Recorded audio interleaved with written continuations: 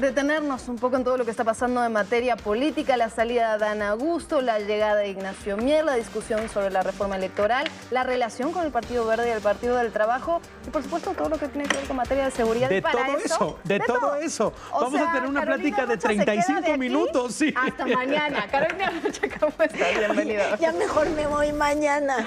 De verdad. Quédate, ya. Es que, fíjate, me buscaron ustedes, Risco, Luciana, perdóname que no saludo, pero es que así ya nos está llevando esto. Las noticias avanzan tan rápido que si uno no aprovecha para decir lo que piensa en este instante, ya llegó el ministro de la Corte y entonces ya le limpiaron el zapato y todo lo demás quedó debajo de su suela.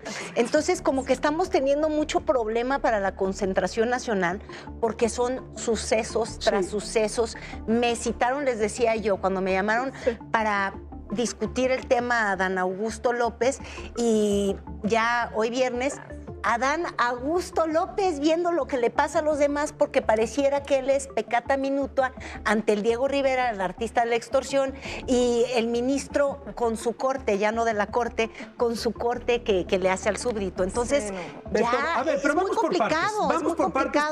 Empecemos con lo que arrancó esta semana, que fue la salida de Adán Augusto López. A ver, parece que fue hace 20 años. Que parece que fue hace 20 años y fue hace 3 días. Y yo creo que, a ver, lo que nos falta es digerir cierta información y también ver cómo se acomodan las piezas dentro del poder del partido, insisto, más poderoso en este momento, que es Morena. ¿Cuál es la lectura que le das, digamos, con el paso de los días a esto? Sigue con el fuero, sigue la impunidad y, como tú dices, hoy ya viernes cierra como espectador de lo que pasa en el país. Así la figura de Adán Augusto, Carolina. Es que fíjate que bien lo dice, sigue la impunidad. Yo creo que, de hecho, todo lo que estamos viviendo es producto de la impunidad. ¿Por qué tenemos ¿Por qué pudimos tener un presidente municipal de Tequila que se metiera con los empresarios de esta forma? Pues porque podía. Porque Adán Augusto López hace lo que quiere y se queda con el fuero porque puede. Yo creo que estamos en un momento en el que los políticos no son verdaderamente llamados a cuentas. Adán Augusto López, muchas personas o muchos de nosotros incluso decíamos, no, pues ya se veía venir, era un peso muerto para la presidenta Claudia Sheinbaum, era realmente pues una llaga tremenda en el discurso de la austeridad para Morena, que llegó de hecho, y se nos olvida, pero Morena llegó en el 2018 apenas al poder, por dos temas. Uno que era el primero, los pobres, y el otro era el combate a la corrupción. Y no sabíamos en toda esta información que ellos iban a convertirse en la corrupción.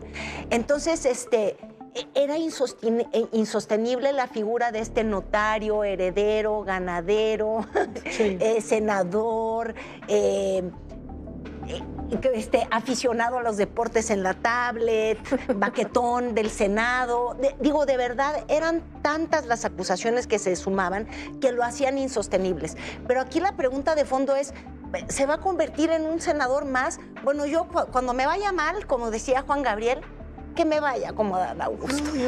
Sentado en la curul, yendo a hacer trabajo político. Sí, dice que trabajo territorial también, que no se va del país a ninguna embajada, como suelen irse también algunos con la cola entre las patas. Entonces, vaya, esto como digamos en la parte de Adán Augusto, Luciana. Sí, pero a ver, creo que tanto lo de Adán Augusto como los otros temas sí están demostrando, no sé cómo lo veas, Carolina, pero sí están mostrando una especie de ruptura dentro de Morena.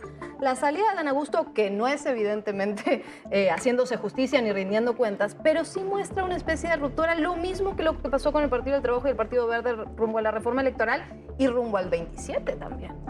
Pues es que en realidad lo que estamos viendo es que ya comenzó la temporada 2027, que ya se está alineando Morena dentro de sí misma también, debilitando a grupos para poder decidir quiénes van a llegar a competir en la elección que tenemos en puerta. Entonces, yo creo que dicen en inglés, y qué mal que no me encuentro bien la palabra ahorita en español, demote, o sea, degradar, de hecho, a Adán Augusto López es una forma de quitarle poder al grupo Tabasco y a quienes se sentían intocables. De alguna manera sí lo tocaron y me parece ese un muy buen mensaje si la presidenta de la República quiere hacerse cargo del proceso electoral y decir aquí, yo mando. El asunto es que le han salido, es como si donde tocaras supurara. Hay tanta infección en Morena porque necesitaban ganar elecciones y eso significó que no había derecho de admisión, que ya cualquiera podía entrar. Entonces, yo creo que sí, efectivamente, tú lo dices muy bien, Luciana, hay un intento de tomar un control de quiénes deben de ser los personajes pues sí, que lleven la bandera de Morena hacia adelante, pero pues nadie se puede sacudir.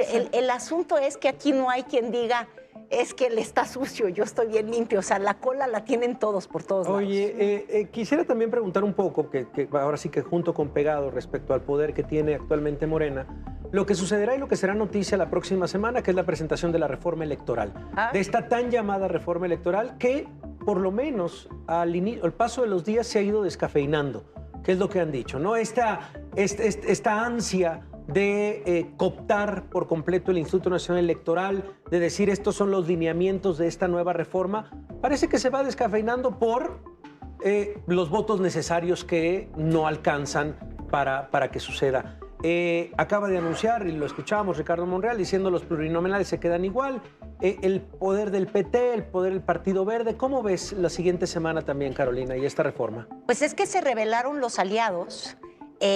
Y que además, si volvemos a los discursos políticos o a los discursos, las discusiones más bien que teníamos políticamente hace 15 años, yo recuerdo con toda claridad que decíamos que estos partidos chiquitos que se vuelven muy poderosos eran muy onerosos, pero ahora son los buenos. Básicamente tenemos una democracia donde cada quien jala agua para su molino. Sí. Entonces yo sí creo que muy importante hablar de la autonomía del Instituto Nacional Electoral, porque es la que nos ha ayudado a transitar del PRI al PAN, sí. Y luego del PAN otra vez al PRI y luego del PRI a Morena. Es decir, nos hemos movido en todo el espectro político y yo creo que lo único que hace sólida una democracia es la incertidumbre del resultado. Eso está muy bien, pero luego ya tenemos la discusión de la distribuidora, la distribuidera del poder. Sí. Y entonces al Verde y al PT no les gustó. Tienen razón, la mera verdad es que no sé, Risco, yo me acuerdo también hace 15 años la discusión era, tenemos 200 de representación proporcional, hasta Peña Nieto había propuesto que los redujéramos a 100. Entonces, ahora lo que sí creo que va a cambiar, y habrá que ver, es quiénes van a estar en esa lista. Claro. Si van a ser estos nombres de personas, de Adán Augustos, sí. que no saben perseguir el voto, o si va a ser de personas que fueron competitivos en el proceso electoral. Claro. Y se van a poder instalar ojalá, en la Cámara. ¿Cómo se eligen? ¿No? Sí, ojalá, veamos, ese es, digamos, lo que sigue, Carolina, pero bueno, te vamos a estar molestando en los próximos días. Nos encanta tu análisis y muchas gracias por acompañarnos este día. Les agradezco y ustedes ya ven,